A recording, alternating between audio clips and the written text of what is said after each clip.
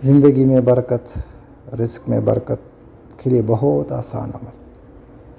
حضرت موسیٰ علیہ السلام کے زمانے میں، کیونکہ وہ کلیم اللہ تھے، اللہ رب العزت سے ہم کلام ہوتے تھے، اس لیے اللہ نے اس کو خطاب دیا کلیم اللہ کا۔ تو اللہ پاک سے ملاقات کرنے تشریف لے جا رہے تھے کہ راستے میں ایک بندہ ملا۔ اس نے اسے بتایا کہ اللہ کے نبی، اللہ سے کہہ دو کہ بس مجھے اور رزق نہ دے، میرے پاس بہت زیادہ ہو گیا۔ اور تھوڑی دیر آگے ہی چلے تھے کہ ایک دوسرا بندہ ملا جو بہت خستہ حالی میں تھا، یہاں تک کہ بعض روایت میں آتا ہے کہ اپنے اوپر پتے ڈالے تھے، اپنی جو شرمگاہ ہے اس کو چھپانے کے لیے۔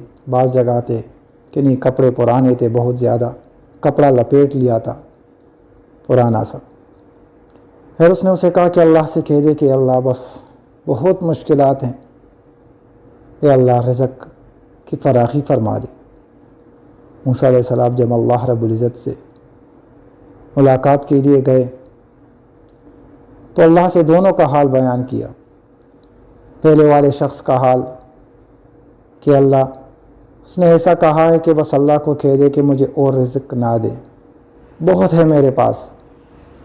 اللہ نے اسے کہا کہ اسے کہہ دو کہ تم ناشکری شروع کرو تو تمہارا رزق رک جائے گا۔ پھر موسیٰ علیہ السلام نے دوسرے کا حال بتایا کہ اللہ بہت خستہ حالی میں ہے اور اس کے لیے کچھ رزق کی فراخی فرما دے۔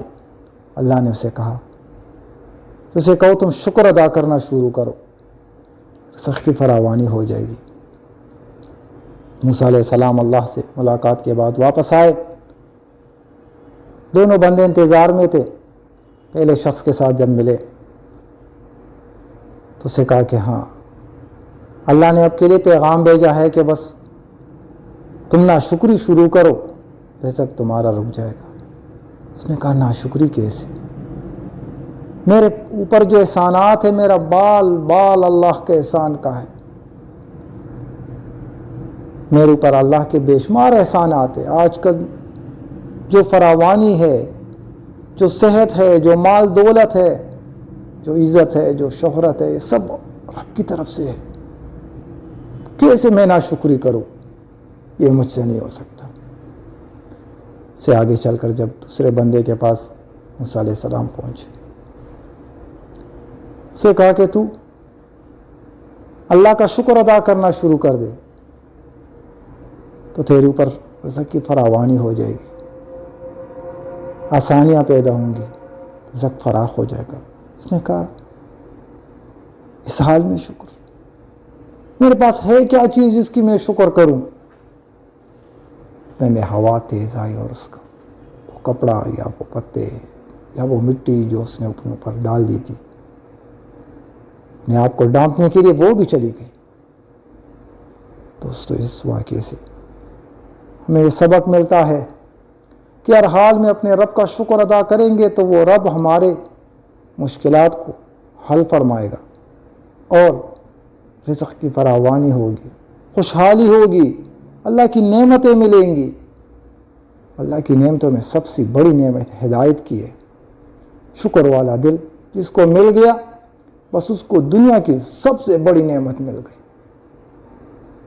تنگی میں بھی صبر اور فراخی میں شکر، کیونکہ اگر ہم ناشکرے بنے تو پھر اللہ کے رزق کے دروازے بند ہو جائیں گے، جیسے آج کل ہے۔ ہر ایک بندہ چیخ رہا ہے، ہر ایک بندہ مشکل میں ہے، کیونکہ اصل میں وہ ناشکری کر رہا ہے۔ ناشکری یہ نہیں کہ زبان سے کہے، ناشکری یہ ہے کہ اس رب کی نافرمانی کرتا ہے، موذن کی آواز سن کر مسجد کی طرف نہیں جاتا، اللہ کی نافرمانی کو دیکھ کر اس کو روکنے کی کوشش نہیں کرتا، نامحرم کو دیکھ کر آنکھ کو نیچے نہیں کرتا، دل میں حیا نہیں ہے، بڑوں کا ادب نہیں ہے، اللہ کے حدود کو توڑتا ہے۔ یہ ساری ناشکری ہی تو ہے۔ یہ زندگی اللہ کی نعمت ہے، یہ ہمارے سانسوں کا آنا جانا، یہ سب میرے رب کا کرم ہے۔ اگر اس کی طرف سے حکم ہو جائے نا تو بس انسان ایک پل بھی نہیں آگے بڑھ سکتا۔ ایک جگہ میں ایک بندے نے لکھا ہے کہ انسان کے 3 حصے کر لو، ایک حصہ اس میں رب کا ہے جو کہ روح ہے، جو کہ اللہ کا امر ہے، بس اس کی وجہ سے تو اس کا عمل چل رہا ہے، روح اڑ جاتی ہے، انسان کو پھر نام اس کا ختم ہو جاتا ہے، فلانے خان نہیں، بس کہتا ہے جی جنازہ، مردے کا جنازہ، نام ختم ہو جاتا ہے۔